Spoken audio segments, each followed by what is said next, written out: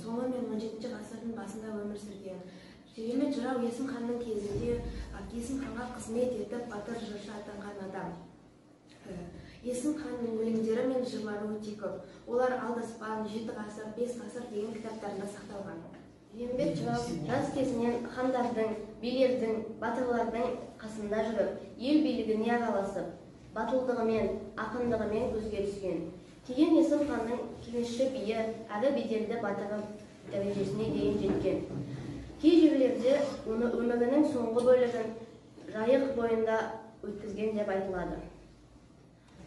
Жиенбет жыраудың 4 қыры болған: батырлық, кеңесшілік, қолбасшылық, жыраулық. Ол көптеген жорықтарда көзге түскен.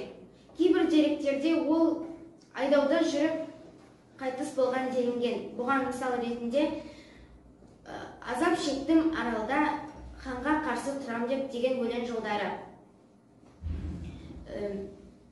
Ал кейбір деректерде ол Есім хан дүниеден өткеннен кейін өз жеріне келіп қайтыс болған делінген. Бірақ Есім хан дүниеден өткен 1643 жылдан бастап Жиенбет жырау туралы деректер сақталмаған. Қай халықтың әдебиеті болмасын, оның дамуы мен жетілуі өте күрделі процесс. Қазақ әдебиеті бүгінгі тәуелсіздіктің 30 жылдығы қарсаңына бір күнде жеткен жоқ. Талай асуларды, талай белдерді басынан өткізді. Неше заманның оқиғаларын бойына сіңдіріп, көне заманның көзі болып, өткен заманның сөзі болып, қарт шежірешіге айналды. Егер біз қарт шежірешімен тілдесе алсақ, өткен күннің құпияларын алдымызға жайып берері анық. Құрметті оқушылар, бүгінгі сабағымызда кітапханада дөңгелек столдың басында бастауымызға да себеп бар. Біздің жерлесіміз заңғар жазушы Шерхан Мұртазаның мынандай тамаша сөзі бар: темірді тат шіртеді. Тат қайдан шығады? Ол темірдің өзінен шығады. Сол сияқты адамды аздыратын жаман қылықтар да адамның өз бойынан шығады. Ол да тат. Оны қанша жуып кетірсең де кетпейді. Көңілді басқан татты тек қана кітап қана кетіреді. Асыл кітап, адал кітап қана кетіреді. Міне, осы мақсатта біз бүгін кітапханаға жиналдық оқушылар. Қош келдіңіздер. Құрметті оқушылар, біз бүгінгі сабағымызда қазақтың заңғар жырауы 17 ғасыр әдебиетінің көрнекті өкілі Жиенбет жыраудың еңсегей бойлы ер есім өлеңін қайталау. Мақтайыншыларының бірінен Есім ханға бір сұлу қыз жіберілген екен. Оған Жиенбеттің інісі Жолымбет батыр қызығып, барар жеріне жеткізбей жолдан тартып әкетіпті. Хан алдына кесе көлденең тұрған үшін Жиенбет әуелде інісіне қатты наразы болған екен. Артынан тентектігін кешіріп татуласыпты. Енді Есім хан ағайынды екеуіне де қысым көрсетуді ойлайды. Мұны білген Жиенбет бір реті келген жерде ханға осы еңсегей бойлы ер есім толғауын айтады. Мұхтар Мағауин, Алдаспан. Өткен сабақтан мен сіздерге осы еңсегей бойлы ер есім жырынан үзінді эпизодтарды жаттап, сондағы бейнелерді салыстырып айтып келуді тапсырған болатынмын. Кім бастайды? Еңсегей бойлы ер есім, есім сені есіткен, есілде менің кеңесім, ес білгенен есім хан. Қолыңа болдым сүйесін, қолтығыңа болдым демесін. Ертеңгі күн болғанда, елін кеңес құрғанда, айналып ағылтап табарға, есіктегі ебесін, сонда ханым не дейсің? Мен жоқ болсам есім хан, ит түпкіні көресің. Жиенбет қайда дегенде не деп жауап бересің деп, Есім ханға Жиенбет өзінің айбатын сесін айтады. Мен ойласам балаға. Мұнда тағы да қолыңа болдым сүйесің, қолтығыңа болдым демесін депті. Яғни ол ең кіші кезінен бастап Есім ханға өзінің жорықтарында, түрлі ел басқару кезеңдерінде көмектесіп отырған. Мен жоқ болсам Есімхан ит төрт күні көресің, Жиенбет қайда дегенде не деп жауап бересің деп. Тағы да, егер менің жоқ екенімді көрсе, онда елім сені өзіңнің тағыңнан тайдырып, басқа біреуді қоюы мүмкін деп оған қорқыныш білдіртіп отыр. Есімхан қазақ тарихында еңсеге бойлы ер есім деген атпен әйгілі болды. Оған бұл атақ 1598 жылы ағасы Тәуекел ханмен бірге Мауреннахрға жасаған жорықта ерекше көзге түскен үшін берілген. Менен ханым ойнаспа, менің ерлігімді сұрасаң, жолбарыс пенен аюдай, өрлігімді сұрасаң, жылқыдағы асау тайыңдай, зорлығымды сұрасаң, бекіре менен жайындай, беріктігімді сұрасаң, қарағай менен қайыңдай. Көруші едім Есімхан, ханымды күнім сізді айымдай. Сырым саған түзуді садаққа салған бұлыңдай, жұмыс керің мен едім, сатып алған құлыңдай. Жүруші едім араңда, өзіңнің інің менен ұлыңдай деп, Есімханға деген наразылығымен бірге өзінің жасаған көмектескен істерін тілге тиек етіп айтады. Енді оқытырсам бола ма? Ол Есімханға өзінің ер жігерін және де өзінің қандай екенін айтып отыр. Жиенбет қандай деп халықтан сұрасаң, барлық халық Жиенбеттің қандай екенін айтады. Ол осы жерлерде бар. Менен ханым ойнаспа. Менің ерлігімді сұрасаң, жолбарыс пенен аюдай. Өрлігімді сұрасаң, жылқыдағы асау тайындай. Зорлығымды сұрасаң, бекіре менен жайындай. Беріктігімді сұрасаң, қарағай менен қайындай деген өлең жолдарында Есімханға жеткізіп отырған. Рахмет. Қандай тамаша айттыңыз? Мен өлсем құнсыз кетер демесең, кешегі өзіңнің ұрып өлтірген, тілей берді құлыңдай, тілей берді құлың мен емес, мұның ханым жөн емес, менің ер екенімді көргенсің, әуелден бірге жүргенсің, дегенімді қылғансың, қайратымды білгенсің. Ағытбай ханым күннен соң сіздің естен кеткенмен біздің естен кеткен жоқ. Қалмақтың бөрі ханы келгенде, соқыр бұрыл байталға сонда бір жайдақ мінгенсің. Қалмақтың бөрі ханы келгенде, қаланың қасы білгенде, хандар қалаға қылаған, сұлтандар сылаған, қаз мойынды ханшаңыз қалада тұрып жылаған. Мен оқысам бола ма? Бұл өзімізде қалмақтар 40 жылдан берген шабуылдан қазақтар көп зардап шегеді. Және көп ұзамай қазақтар күш жинап, қалмақтарға қарсы жорық жасап әскерлерін жеңеді. Және Жиенбет жыраудың Есімханның алдында беделін байқауға болады. Бұған дәлел, менің ер екенімді білгенсің, әуелден бірге жүргенсің, дегенімді қылғансың, қайратымды білгенсің деген өлең жолдары. Білесің болым? Тал шарбаққа мал сақтап, тас қалаға жыл сақтап, тасқан екен мына хан, қайыр қылуға қылығың жоқ ұнаған. Қайратым қанша қайтса да, оныңа ханым шыдаман, арқаға қарай көшермін, алаш мұрын десермін, ат құйрығын кесермін, ат сауырын берермін.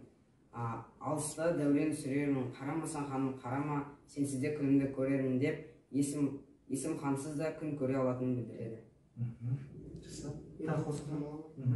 Бұл жырда Есімханға деген ренішін, өкпесін айтып тұр. Бұған дәлел ретінде мұңа ханым шыдаман, арқаға қарай көшермін, алашыма ұран десемін, ат құйрығын кесермін, ат сауырын берермін деп жырлайды.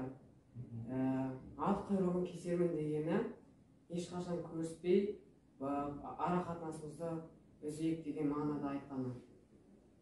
17 ғасыр әдебиетінен қалған нұсқалар өткен дәуірлермен салыстырғанда біршама аз. Бұл кезде жасаған қазақ ақын жырауларынан біздің заманымызға шығармалары жеткен Жиенбет, Марғасқа жыраулар. Бұл екеуінің де аты 17 ғасырдың алғашқы жартысында билік құрған хан еңсеге бойлы ер есіммен байланыстырылады. Мұхтар Мағауин, Алдаспан. Рахмет оқушылар. Міне біз өткен сабақта осы Жиенбет жыраудың еңсеге бойлы ер есім шығармасындағы автордың бейнесіне тоқтадық.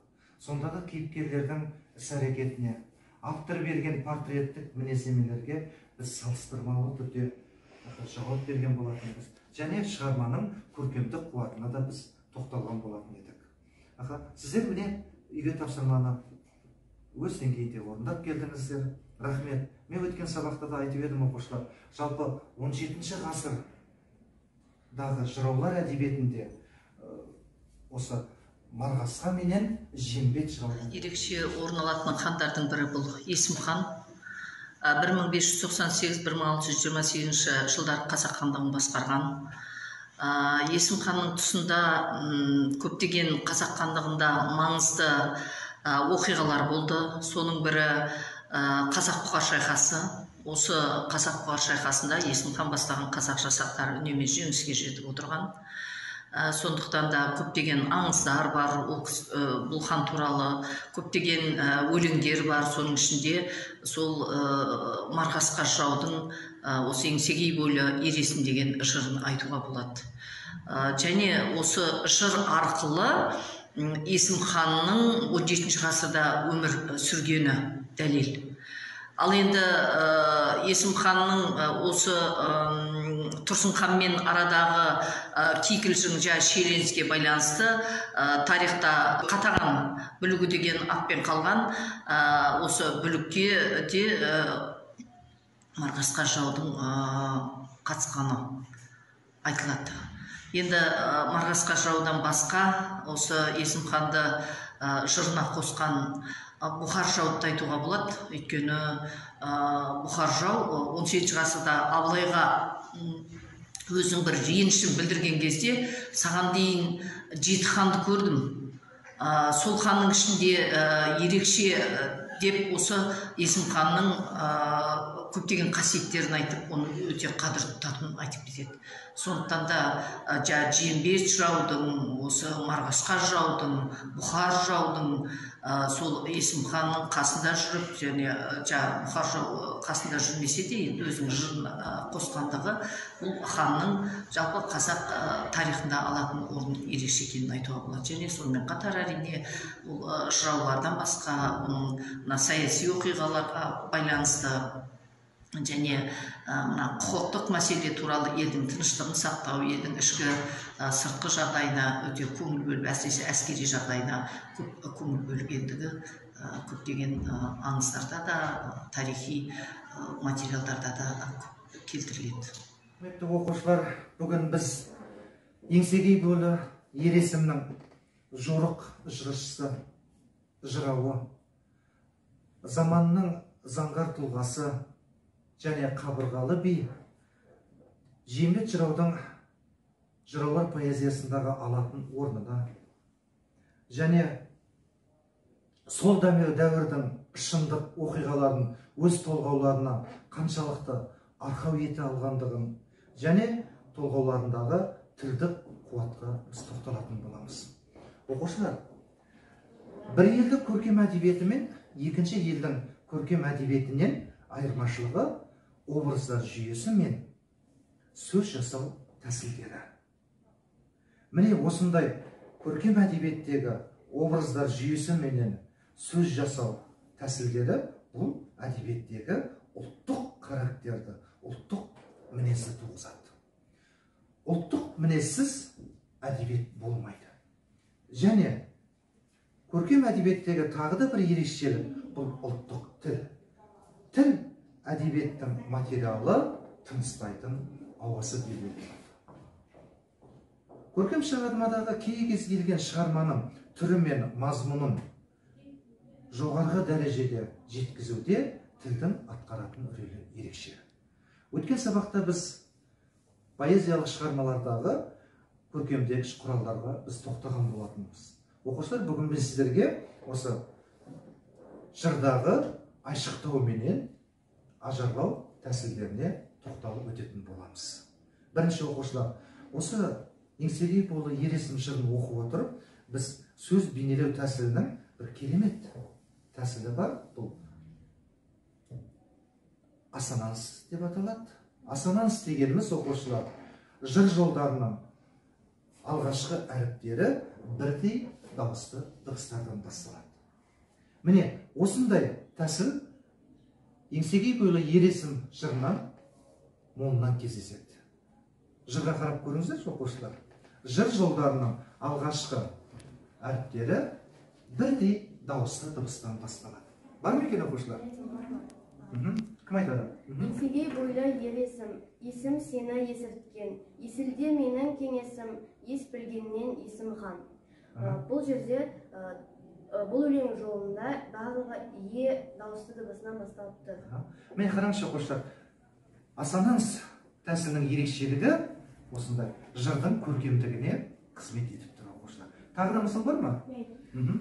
Ақыға қарай көшермін, алашыма ұран десермін, ақ құйрығын кесермін, ат сауырып берермін, алыста дәурен сүрермін. Барлық өлең жолдарының бірінші әрпі а дауысты дыбысынан басталып тұр. Рахмет. Құрметті оқушылар, жағыда осы сөзді ажарлаудың тағы да бір тәсілі бар, аллитерация деп аталады. Бұл жаңа керісінше жыр жолдарының дағы алғашқы әріптер дауыссыз дыбыстан басталады. Бірдей дауыссыз дыбыстан. Жыр жолдарына назар аударыңыздар, оқушылар жаңа өздеріңіздер жаттап келдіңіздер. Кім айтады оқушылар? Тал шарбаққа мал сақтап, тас қалаға жан сақтап, тасқан екен мына хан. Мұнда барлық өлең жолдары т дауыссыз дыбысынан басталыпты. Өлең тармақтарының алғашқы әріптері дауыссыз басталып тұр. Тағы да мысал келтіресіздер ме оқушылар? Қолына болдым сүйесің, қолтығына болдым дүниесің. Екі жолда қалай басталыпты. Рахмет оқушылар. Міне, жыр жолдарын, жырдың тілдік қуатын көркемдеуде осы ажарлау әдістерінің атқаратын қызметі жоғары. Сол сияқты оқушылар жыр жолдарында тағы да молынан кестелесін бұл айшықтау әдіс тәсілдері бар көркемдік. Бүгін қазір мен сіздерге айтайын деп отырмын. Мысалы, бізде қайталауда анафора тәсілі бар. Бұл жаңағы жыр жолдарының басында бірдей сөздер қайталанып отырады. Бірдей сөздер. Мұндай тәсілдерде осы жиенбет жырдың еңсегей ол ересім толғауында молынан кездеседі. Қарап көріңіздер оқушылар, бар ма? Нәрсе болмай. Ат құйрығын кесермін, ат сауырын берермін. Бұл жерде өлең жолдарының бірінші сөздері бірдей болып тұр. Бірдей сөздер. Бізде осы айшықтаудың келесі бір әдісі эпифора әдісі. Бұл жыр жолдарының соңғы тармақтарының соңында бірдей сөздердің қайталанып келуі. Бар ма екен осындай әдістер? Тілеуберді құлығымен емес, мұның ханым жөн емес. Мұның ханым? Бұл екі өлең тармағы да емес деген сөзден аяқталыпты. Жақсы. Өлігімді сұрасаң, жылқыдағы саудайындай, зорлығымды сұрасаң, бекіре менің жайындай. Осы төрт жолда екі қайталанып сөздер. Рахмет. Міне оқушылар, еңсегей бойлы ер есімізде жиенбеттің осы жырдың көркемдік қуатын асырып тұрған оқушылар осындай жаңағыдай біз айтқан ажарлау әдіс тәсілдері, сондықтан айшықтау көркемдік құралдар, көркемдегіш құралдар үлкен жырға қуат беріп тұр. Есім қазақ тарихындағы ең жауынгер, ең әулетті хандардың бірі еді. Ол жайындағы аңыз әңгімелер тіпті көршілес халықтардың да жадында сақталған. Сондықтан есімге мұндай сөздер айту әмірші алдында үлкен еңбегі, беделі бар адамның ғана қолынан келер іс екені өзінен өз түсінікті. Ел әңгімелеріне қарағанда жиенбет есімді ақ кигізге салып хан көтерушілердің бірі, оның барлық жеңісті жорықтарының қаһарманы. Мұхтар Мағауин, Алдаспан. Құрметті оқушылар, енді келесі осы дөңгелек үстел басында әңгіме қозғау үшін мен ортаға мынандай сауал тастағым келіп отыр. Жалпы еңсегей бойлы ер есім жырының бүгінгі заман тұрғысына қарағанда өзектілігі неде? Бүгінгі тәуелсіздік тұрғысымен қарайтын болсақ, не қалай үндесіп жатыр? Енді мен айтар едім оқушылар, жалпы өлшемнің үш түрі бар ғой. Тереңдік, кеңдік, биіктік деп аталады. Осы жырды оқып отырып, мысалы мен осы үш өлшемді көре аламын оқушылар. Кеңдік мысалы, жаңа жыр жолдарына қарап отырсаңыздар, бар мысалы, арқаға қарай көшермін, алашымды ұран десермін дейді. Осы жырларға қарап отырып, кеңдікті байқап отырып. Ал енді биіктікті қарасаңыздар оқушылар, жыр жолдарына мән бересіздер. менің ерлігімді сұрасаң, жорбасы мен аюдай, өрлігімді сұрасаң, жылқыдағы асау тайындай дейді. Міне осы жылдарға қарап отырып, биіктікті көруге болады. Ал енді тереңдікке мән беретін болсақ, оқушылар, есім сені есірткен, есілде менің кеңесім. Мен жоқ болсам есім қан, ит түрткіні көресің дейді. Осыған қарап отырып, жырдағы тереңдікті көруге болады. Міне, құрметті оқушылар, бүгінгі тәуелсіздік тұрғысына келетін болсақ, тәуелсіздік жылдарындағы ұрпақтың бойынан біз осындай кеңдікті, осындай биіктікті, осындай тереңдікті көргіміз келеді. Ал сіздер қандай ой қосар едіңіздер? Бұл жерде асқақ рух бар, және адамдарға күш береді. Оған мысал, қарамасам қаным қарама, сенсіз де күнім көрермін. Осы жыр жолдар арқылы ханға ғана арқа сүйемей, халық арасында да өмір сүретінін тілетіп болды. Рахмет, дұрыс айтасыз. Осы жырды оқып отырып, шынымен де асқақ рухты көруге болады. Бойына осындай бір ұлттық рухты кеудеңе құйып бергенде әсер аласың. Тағы кім осы пікір бар? Бұл жырда және құндылықтар көрсетілген. Мысалға олар достық, уәде беру, адамгершілік, жақсылық, жамандық құндылықтары. Оған дәлел мына өлең жолдары: менің ерекенімді көргенсің, әуелден бірге жүргенсің, дегенімді қылғансың, қайратымды білгенсің. Осы өлең жолдарында хан мен жыраудың арасындағы достық бейнеленеді. Рахмет. Бүгінгі тәуелсіздік кесе қарсаңында, оқушылар, 30 жылдық қарсаңында, бізге ең керек нәрсе осы құндылықтар. Адамзат баласының бойындағы, мысалы, антиқұндылықтарды жою керек, құрту керек. Міне Жәнібек айтып жатыр, әдемі құндылықтар көрініп отыр. Достықта табуға болады. Адамгершілікті де табуға болады. Жарайды, тағы қандай пікір бар? Бұл жырда мінез бар. Оған дәлел жыр шумақтары: менің ер екенімді көргенсің, әуелден бірге жүргенсің, дегенімді қылғансың, қайратымды білгенсің. Бұл жерде Жиенбек өзінің мінезін есімге көрсетіп отыр. Әрине, бағана мен де алдыңғы ойымда айтып кеттім ғой, оқушылар, біздің әдебиетіміздің ерекшелігі образдарды сомдау мен сөз бейнелеу тәсілдері. Міне бұл ұлттық характер, ұлттық мінезді көрсетеді. Рахмет.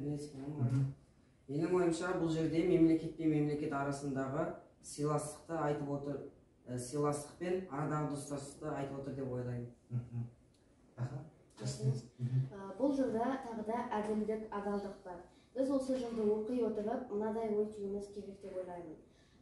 Біз кез келген жерде болмасын, әр қашанда әділ болу керекпіз, адал болу керекпіз. Ешкімнің ала жібін ақтамау қажетпіз. Рахмет, оқушылар. Осы жырды оқып отырып, оқушылар, менің ойыма қазір шығыс пен шынайы, түстік пен түсіністік табатын, батыс пен байыпты қарым-қатынас жасайтын ұрпақты көргім келіп отыр.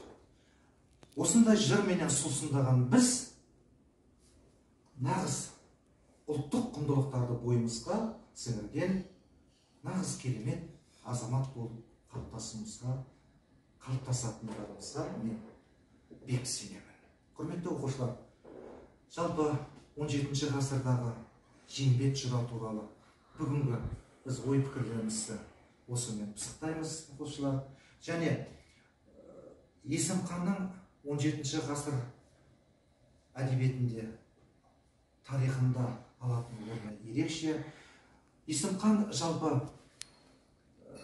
бір орталыққа бағындырған, мемлекет құруға күш салған, және осы Есім ханның қасында қолтығына болған демесін, қолтығына болған демесін сияқты ақындарды, жыраулардың бірі есімі Жиенбек туралы біз ойымызда, сабағымызда осымен аяқтаймыз. Қатысқандарыңызға көп рахмет. Жырды оқиық, кітап оқиық.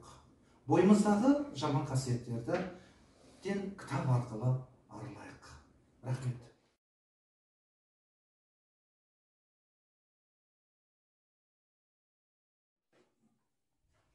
Менімен ханым ойнаспа, менің ерлігімді сұрасан, жолбарыс пенен аюдай. Өрлігімді сұрасан, жылқыдағы асау тайындай. Беріктігімді сұрасаң, қарағай менен қайындай дей келе, біз батыр халықтың ұрпағы екенімізді білуге болады. Бүгінгі сыныптастарға сабаққа белсене қатысқаны үшін үлкен алғысымды білдіремін. Бұл сабақта жиенбет жырау туралы мәліметтер жинадым. Мысалға, қай ғасырда өмір сүргенін, қандай жырлары бар екен. Менің білгенім бойынша жиенбет жырау Есім ханның кеңесшісі болған. Және бүгінгі сабақта менің сыныптастарым жиенбет жырау туралы тың мәліметтер айтты. Бұл ашық сабақта менің сыныптастарым өте белсенді қатысты. Бұл ашық сабақта мен қазақ хандығы және жиенбет жырау туралы көптеген мәліметтер білдім. Бұл ашық сабақты өткізген Базарбай ағайға үлкен алғыс білдіремін.